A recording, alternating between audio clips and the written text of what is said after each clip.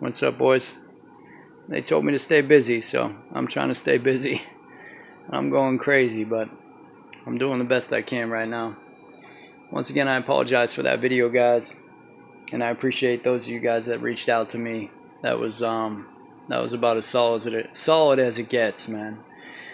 This is just one of those things where, you know, I've seen a lot of endings in my life, and this is one of those ones that just doesn't feel like an ending. You know what I mean? Doesn't feel like an ending. It doesn't look like an ending. Normally, you know when an ending is near. And there was no sign, you know.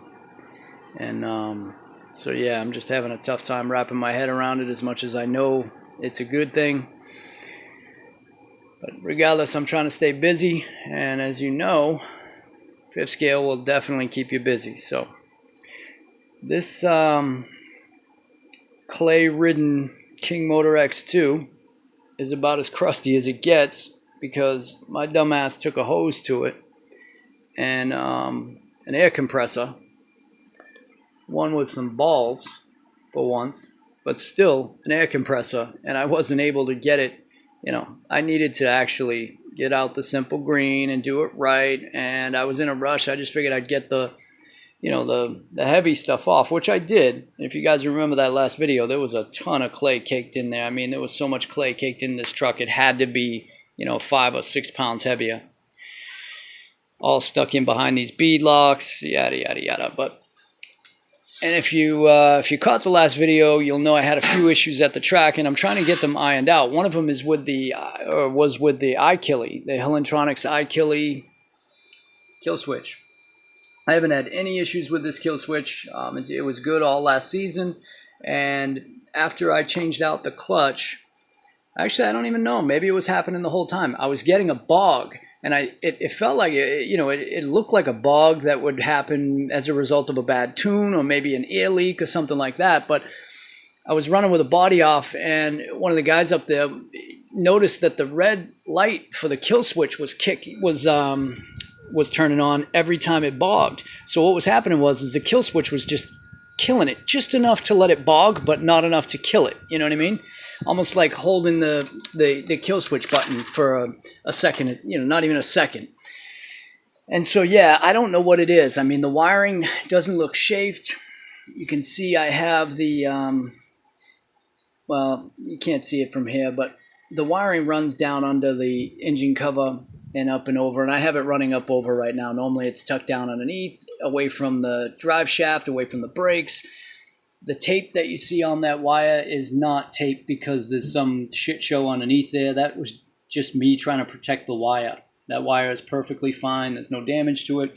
So I went through the settings on the kill switch. Nothing has been changed. That has a high temp cutoff. It was set at 365. The engine definitely wasn't running that hot. It has a low current cutoff for the battery.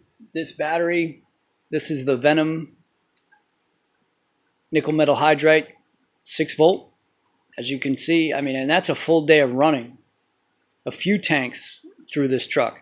It's still running 6 volts strong.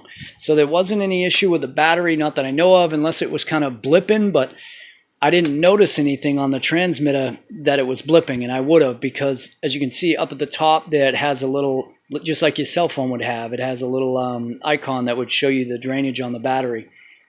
So yeah, I mean, I don't know what's going on with it. I guess I'm going to have to try to run it again and see what happens. But of course, I can also take off one of the other guys, the Elite RC, mentioned, kind of running through the wiring, pulling this cover off, and see what I got going on back here. Maybe there's an issue, back here. So we'll see. But I hope it doesn't mean I have to shelf this switch, because I really like it. And check out the power that this battery still has. After a whole day of running, this is a Venom, I think it's a 4500 or a 5000 milliamp pack. I mean, that's nickel metal hydride. It's not lipo power right there. Of course you can tell, but yeah, so I don't know what's going on with the kill switch. I tried to get it to maybe, by moving the wiring, I tried to get it to do what it was doing, to kind of blip like that, but nothing. Not at all. So I guess we'll find out. But yeah, I figured I'd make a quick video, keep myself busy, give you guys something to look at. And if you've never heard the Fly Sky, it makes this cheesy NASCAR noise when you turn it on and off. Actually, when you turn it on, I think it's like it's starting up or something like that. I mean, you could turn it off, and to be honest, I mean, I know this isn't a great receiver transmitter setup, but again, I was doing things on a budget. Of course, that might change a little bit. I don't have, 3 kids to help feed. I only have 1 these days, and I guess, no, it's not going to change. We're still going to do things on a budget because I got to buy myself a house, and I got to do it quick, like in the next 6 months quick. So the truck ran great. We had the kill switch issue. I had the clutch issue with that 4-shoe clutch, which, to be honest, I'm going to say that clutch is only an issue because of the G320. I just have a feeling it hasn't seated right on that shaft. It's never been seated right ever since I took it out of the Kingmotor 30.5 that it was in, which it ran great in. That clutch was awesome with that engine. That's the engine that I have over there in the Ghost. You can't see it, but the Vector clone, that's the Kingmotor engine that clutch was in, and I never had an issue with it, And then when I pulled the engine out of this and put the G320 in, I decided I'll put it in there, and that's when I started having issues with the clutch sticking at idle and causing the engine to stall out. And more recently, it hit the bell. It was actually grinding up against the bell. You saw that in the last video. So I think it might just be an issue with the G320, which I asked around on Facebook to see if any other guys ran this engine with that 4-shoe Mad Max style clutch, and a few people, maybe 1 or 2, chimed in with some like confident responses saying, yeah, I run it in my dragster, I've never had an issue, blah, blah, blah. But not enough to really make me say, it's definitely an issue with the clutch itself. Maybe it was tooled wrong or something, or I don't know. But I'm not gonna throw it away, that's for sure, because I think the clutch is good, and I just think that it doesn't want to work with the G320. So I got a stalker in there right now, and I know most of you guys are probably going DDM crazy because of the Black Friday sale. I know my cot is getting up there. I'm trying to curb my spending, of course, and it's not easy when they got quite a few things on sale. And if you guys haven't been to their website yet, I mean, if you don't know, now you know. You better get over there, because you can actually go through now. You don't have to click on by platform, low C, Vector. You can actually just click on, I think he just has a list of all the things on sale. So for every platform, you can just go through and look at them. If you have multiple rigs, it's an easier way to see what they're actually selling cheap or cheaper. And yeah, so I got about $120 in the cot right now. And one of the things that I chose to do was put an FS clutch in this one also. I'm running it in the Baja, but I put an FS clutch in my cot, and I believe it comes with an 8,000 spring, so I'm going to use that for $23. And of course, I'm going to have to get rid of this housing and run an open housing. I don't know if the FS clutch will work with the grabber bell, but either way, I have a stock bell. I'm sure it'll chew through it pretty quickly, but I don't want to spend the money to buy a nice Vertigo bell yet. If and when I do, which I'm assuming will be soon, I'm going to buy the Vertigo bell with the Vertigo pinion setup, the hex pinion setup like I'm running on the Baja. That thing is badass, I think. And so yeah, the Bottolone clutch housing is on sale for like $42. So I'm going to buy that, and that's an exposed housing. It's going to give me the air, the cooling I need to run that FS clutch, and it should be good to go. So I got those 2 things. These bead locks need to go. If you guys are racing, and I mean, these bead locks are terrible. All they do is hold clay. It's like a fucking storage space for clay. You know what I mean? It just gets stuck up in there, and what it ends up doing is filling the whole back of the wheel. My wheels had so much clay packed in there. It was fucking ridiculous. So those things are coming off. DDM selling their brand of bead locks for like $3.99 a pair. So I picked up some red ones, put those in the cot. What else? Not much else. I mean, there's really not much I need to do to this thing to continue to have fun with it, to be honest with you. It's really pretty solid. Those FLM Forever drive cups, fucking solid as a rock, guys. I mean, I would spend the money if you're gonna buy the whole kit. It's on sale right now for $60. You can buy the rears, the fronts, and the center shafts. You know, the drive cups for the center diff, all for like $63. And those are like, you know, buy them and be done with it kind of a deal. One thing I noticed is my shocks.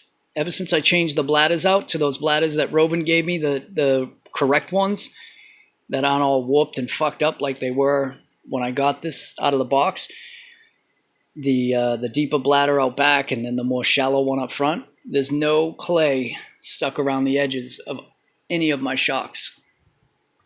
No leakage. And I beat the shit out of this truck. I'm assuming you've seen the running video by now.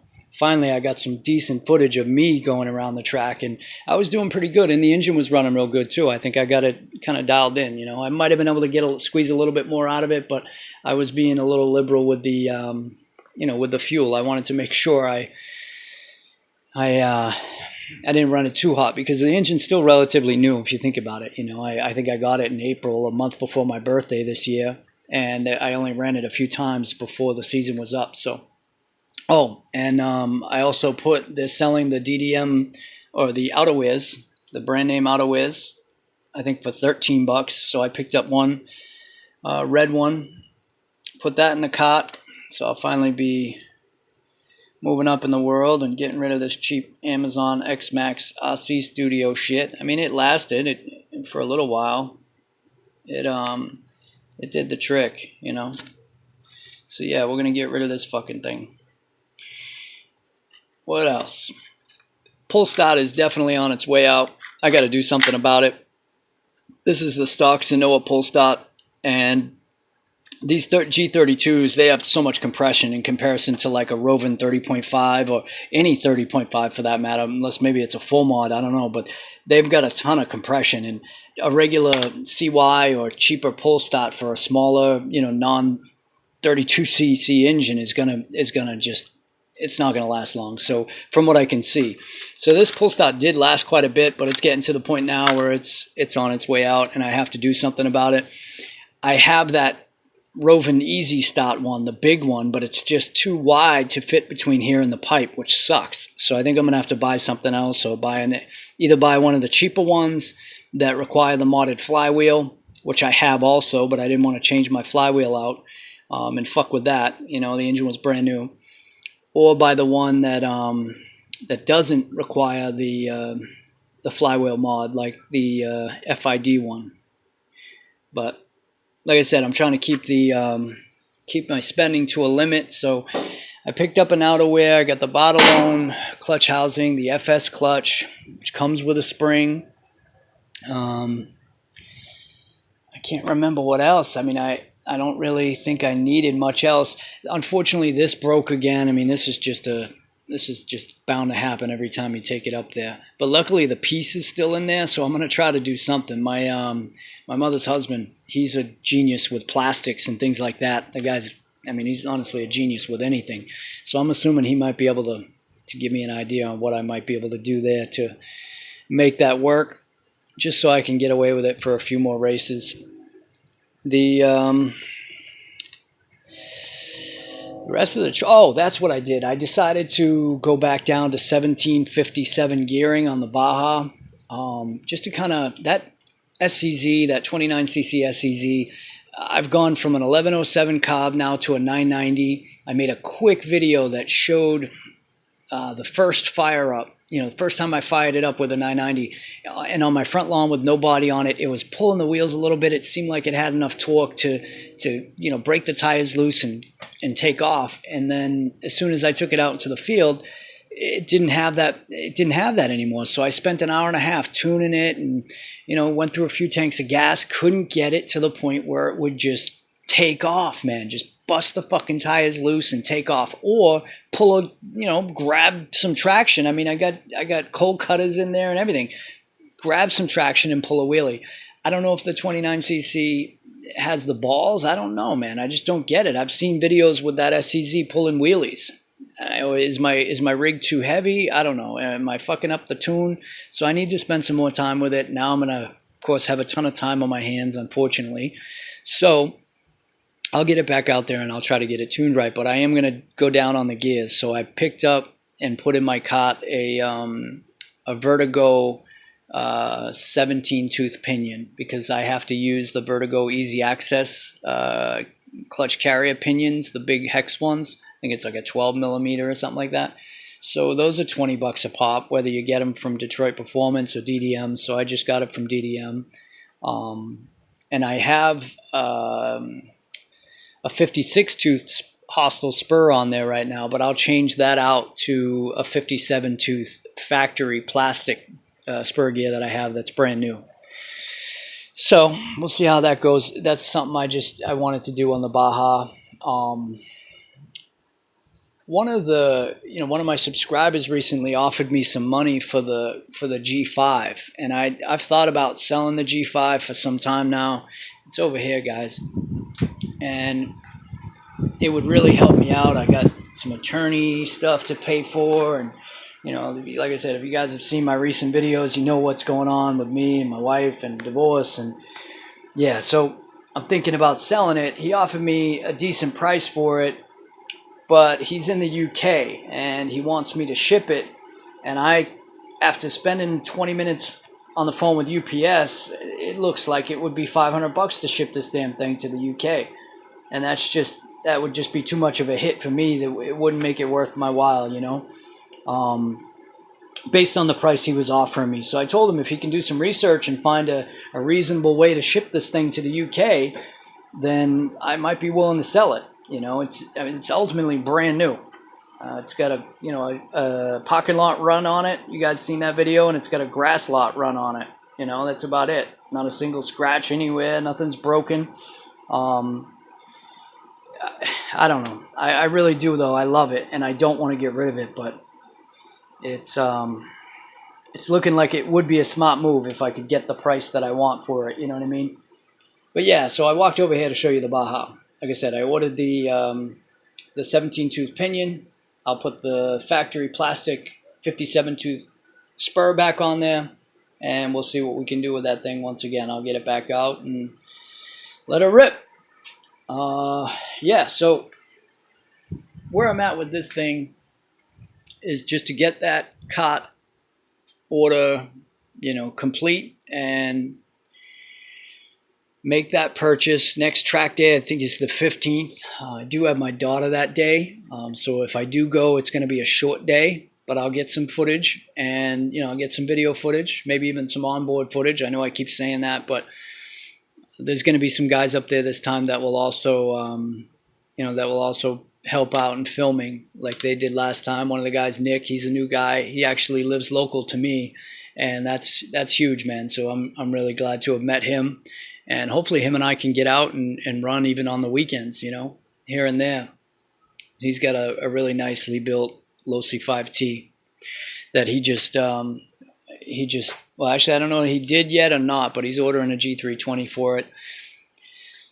But yeah, so also, if you guys haven't been over to Amazon, I know, that's not really the ideal place to go for fifth scale pots, but I don't know if Losi sells them directly from their website, or you can buy them from DDM yet. I don't know. I haven't looked at DDM 2.0, the Losi 5T 2.0 stock pot, list yet, if there is one. But Amazon's selling the front clip in clear, the new 2.0 front clip with the hood scoop for like $89, and I assume it'll fit the X2 or the older, the original Losi 5T. So that's something, to look at, maybe upgrade to. They're selling the brake kit, just the bolts, the through bolt and the spring and the nut, all four, for $12.99, because this is the kit that comes on the new 5T. This was originally a 5B stock option, and I decided to buy it for this. I picked it up for like $37, the brake kit, and as soon as I bought it, within a week the prices were up around $65. So I think they realized, whoa, wait a second, people are gonna use this as an upgrade for the 5T. But yeah, so I saw a few other things too. They're selling the clutch housing with the little little bump in it so that it doesn't hit the carry or the tower. It's got a little indent in it. Just a few different things that they were selling. Axles, some other odds and ends. And I noticed DDM, if you guys have a Kraken Vector, DDM is selling the KV trophy truck, the Kraken Vector trophy truck, selling the upgraded stock items that that came on that or come on that, so you can upgrade to your Vector with it. So that's something I was thinking about for the Ghost. There's a few things that thing needs if I'm going to keep it for the long haul and make it reliable and roadworthy, I guess. But yeah, so we got some new bead locks, spot-alone carrier, FS clutch, and I think we'll be good to go. So stay tuned, guys. December 15th. If I don't see you before then, but I think, like I said, I think Nick and I are going to try to get out and run these bad boys some weekend.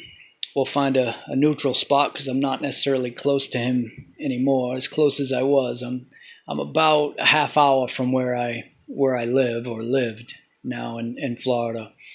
So it's kind of a bummer. I got a longer drive to work, and when I have to pick up my daughter and drop her off, I got quite a ride ahead of me. But it is what it is. It's only temporary. So, but yeah, stay tuned. Next time you see this thing, I promise it'll be shining, and it'll be pimping a new FS clutch with that bot-alone clutch carrier. And finally, I will have purchased a real deal outerwear. Thanks for watching, guys.